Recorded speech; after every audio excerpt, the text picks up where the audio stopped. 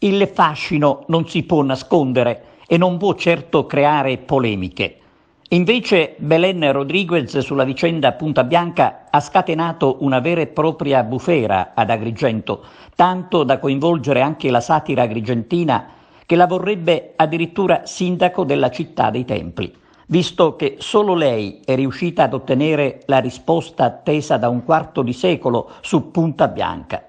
Dal suo intervento sui social, lo ricordiamo, è scaturito l'annuncio del governo Musumeci sulla istituzione della riserva naturale, ma soprattutto sullo sfratto, finalmente, dei militari da Punta Bianca.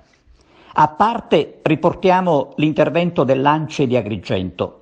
Aggiungiamo che bisognerebbe prendere sul serio la battuta del presidente Salamone, visto che sulla vicenda Punta Bianca la politica ha dato segni di risveglio solo adesso, dopo la tirata d'orecchie della Rodríguez, il cui fascino, possiamo dire, è riuscito dove altri hanno fallito nel corso degli anni, per cui appare legittima la delusione di chi si è battuto inutilmente nel portare avanti la causa sulla salvaguardia dei luoghi.